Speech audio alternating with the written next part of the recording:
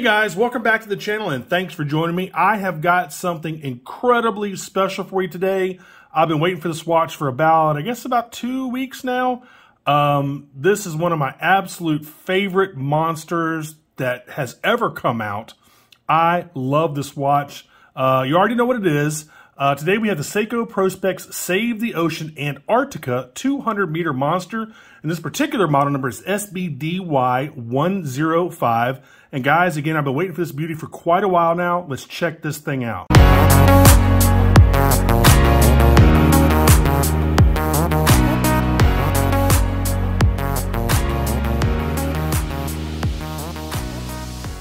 All right, guys, we'll get into this, but first check out my Amazon shopping channel if you like this or any of the other watches I've reviewed on my channel. I do get a very small commission if you buy from my Amazon store, so I definitely appreciate it. Also, make sure you check out my watches for sale playlist for all the latest watches that I'm selling. I'm gonna have a big July 4th sale starting Friday.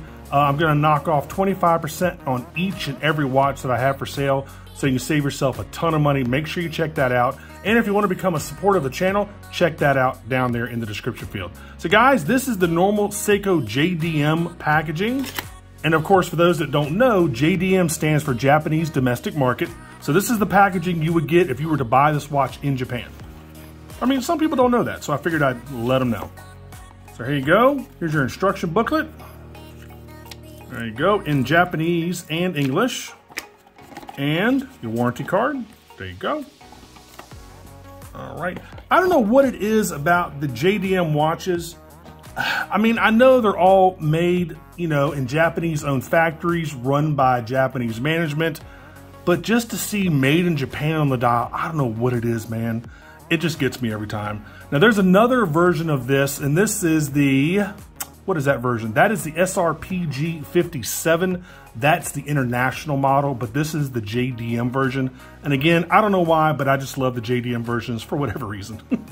Anyway, I'll go ahead and give you all the 7 specs you need to know. Then I'll put the rest of those in the description field for you. Here is the watch. Man, what a stunner. Good grief. All right, let me show you the tags. You got your diver scuba tag, Prospex.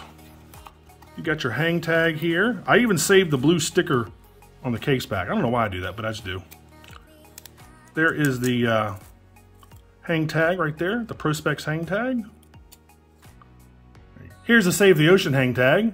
There you go, nothing on the back. All right, let's get all this stuff out of the way. And guys, like I said, I've been waiting for this thing for, I don't know, 2 weeks, something like that. And I got mine from Saya, Japan, by the way. He's one of the only independent dealers that I trust over there. Actually, him and shopping in Japan are my absolute go-tos for anything. Unfortunately, shopping in Japan didn't have this model. If they had, I would have bought from them in a heartbeat. But Saya Japan is also incredibly good to deal with. I mean, really nice guy, super fair prices. I got this one for, I believe, $457 and I think like $30 shipping, something like that. But it got here 2 days ahead of time. Now, unfortunately, he's actually sold out, and I'll repeat all this information later after review. He's sold out right now, so if you want one, you're going to have to put yourself on like a wait list. But guys, this watch, as you see, it's incredibly, it's a beautiful watch, man. All right, guys, you get a 42.4 millimeter stainless steel case. It's 13.4 millimeters thick. It's 49.4 millimeters lug to lug. It comes on a 20 millimeter stainless steel bracelet with a diver's extension. Of course, being a monster, it's 200 meters water resistant, which is 660 feet. You get the 4R36 movement with about a 41-hour power reserve. And I guess the most controversial feature is the Candybar Cyclops. Some of y'all love these, some of y'all hate these. I really don't mind them at all, but some, people go to the trouble of actually removing the Cyclops. I would never do that to this watch. I don't mind it because it actually does magnify those very small letters and numbers, so I don't mind it at all. But check out everything else down there in the description field, all the different other specs, like LumiBrite, 120-click bezel, all that good stuff. So check that out down there. Now, like I said earlier, I've been waiting for this for about a couple weeks. Again, this is the JDM version, and the international version is SRPG57K1, I believe. That's the full model name. But, again, for some reason, I just love these JDM versions. I don't know why. I just do. It's got a simply stunning dial to it. Look at the hands right there. See how they shine? This is a much dressier version in my opinion, than the third gen. And I'm going to show you a couple third gens here in a second. But this has got, you know, many more faceted, shiny areas on the case, on the indexes, on the hands. I think it's just a dressed up version of the third gen, honestly. Like with this one, this doesn't have the knurled crown, which I actually prefer. I actually prefer that knurling on the crown. Again, this is just a dressier version. Still a very tough watch, you know, water resistant 200 meters. You know, it's got shock resistance and all that good stuff, but it's just a little bit dressier than the third version. Honestly, I think I prefer the third version's more tool-like look than the fourth generation. I don't hate this watch by any means. I mean, I love it, don't get me wrong, but I think I, you know, really prefer the third gen's more kind of tool-like qualities. I think it looks a little bit tougher. But the dial on this one, absolutely stunning. You get all the bezeled edges on the indexes, all those shiny, polished bezels on the indexes, even on the case, that little polished area right there, that like little half moon thing right there. I mean, good grief. They did a fantastic job with this watch.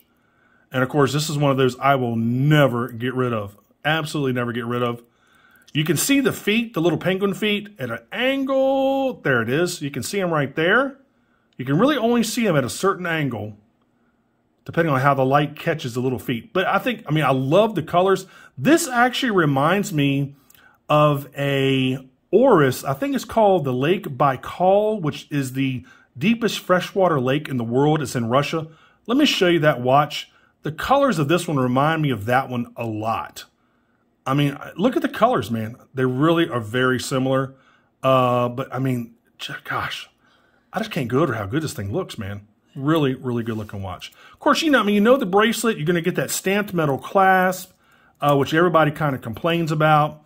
I mean, it'd be nice if it was a milled clasp. Not that big of a deal to me. On the case back, of course, you've got special edition. And it's funny because on the case back, it says special edition. On Seiko Japan's website, it says limited. And let me show you that. See, that says limited edition, but this says special edition. What's going on, Seiko? A little confusing. And of course, special editions just means there's something special about the watch. Limited edition is purely to do with numbers. I would probably prefer a special edition over a limited edition. I don't know. That's just me. I'd probably, you know, and the thing is, I think they're only going to make a limited number of these special editions. So anyway, just a little interesting tidbit that I found there. Of course, you got Seiko, you got the Tsunami logo. I mean, y'all have seen these case backs a million times. So just a fantastic looking watch. I can't get over that dial. I love the gradation of the blue and the white.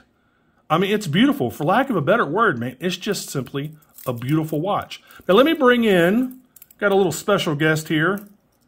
Boom. Third gen orange monster with a 6R15 movement. And you can see it's just more tool-like. See, there's the crown. You got a knurled crown. This does not. You actually have crown guards on the third gen. This does not. It's just more toolish to me. Look on the sides. See the little indentations?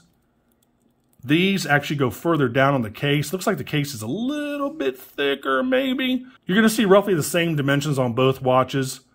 But man, I love all of them. I really do. But I still think I prefer the third gen just slightly over the fourth gen. Also because the third gen has about 10 more hours of power reserve. The third gen has the 6R15 with a 50-hour power reserve. And these still have the 4R36 with about a 41-hour power reserve. So, in fact, while we're doing this, here is the Blue Coral, another third gen. Another absolutely gorgeous watch. And you see, these also have the Cyclops, but these just have the date, not the day. So, I mean, they're just, oh man, look at these watches, man. They're absolutely stunning. I know I'm drooling over these things, man, but man, they're just really good looking watches. All right, so let's go ahead and get back to the Antarctica. All right, other monsters, see y'all later. Take care. All right, so let me show you the rest. You can see they almost have like the shark type indexes like they had on the second generation on the sides here, those little indentations.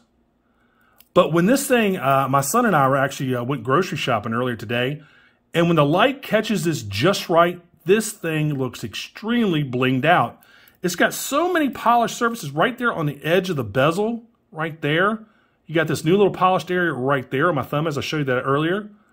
I think the actual bezel is a little more concave than the second gen. I'm sorry, than the third gen. It's just a dressier watch. I mean, it's just honestly just a dressier watch, which I don't mind. I really, really love that dial. And again, if y'all get one of these, when the light catches this, you're gonna be like, holy crap. I mean, it's like a crystal, it's like one of those mirror balls. It just really starts shining like crazy. Because you've got all the polishing on the indexes, the hands, the inner portion of the case, the outer portion of the case. I mean, it's just a fantastic looking watch. So guys, let me go ahead and try this on for you real quick. Oh yeah, oh man. God, it's a good looking watch. Really good looking watch. Now, you know they're probably going to come out with orange dialed versions of these. If they don't, I would be absolutely shocked. I bet you they come out with a 4th gen orange sunburst dial just like this.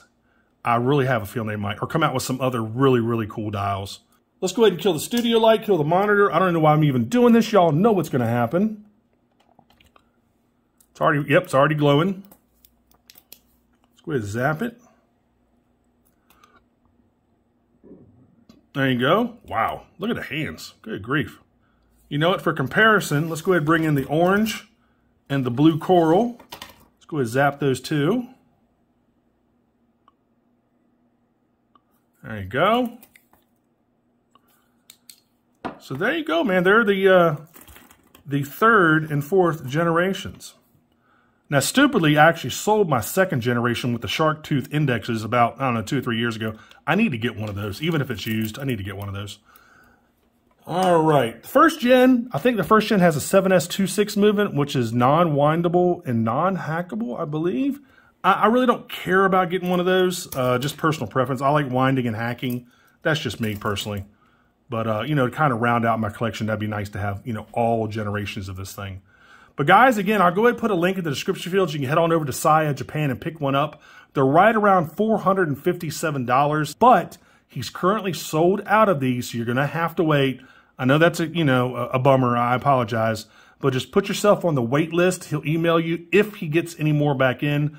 I know these are going to be selling like absolute crazy. So if you want to get one of these, especially the Japanese version, you're going to want to do it now because, as everybody knows, like this orange one right here, this 3rd gen, this thing is probably about $1,700 now, if not a little bit more. Same goes with the blue coral. Orange, you know, is just one of the favorite colors of any monster. And of course, a stunning blue. These are about the same price. I think this is about 15 or 16. You might be able to get them for a little bit less, but for some reason, monsters just really increase in value. They always have. People just love these watches. So if you want to get one of these, again, head on over to Saya, Japan. By the time I put this video up, he might have some more in. I just don't know. But if he doesn't, make sure you put yourself on that wait list so you can, you know, be notified when he gets some more in. So again, just a stunning watch. A couple more little close-up shots here. Oh man. And Maverick, my son, absolutely loves this thing. I think he said it's one of his favorite watches of all time. Is that right, buddy? Yeah. Yeah. He said it's one of his favorite watches of all time. So, there you go. All right, guys. As usual, make sure you like and subscribe. Make sure you click that notification bell if you like my content, and I really hope you do. I've got another Seiko review coming up in about a week, so stay tuned for that. Really nice little watch there. And as usual, thanks so much for watching. I definitely appreciate it, and I will see you on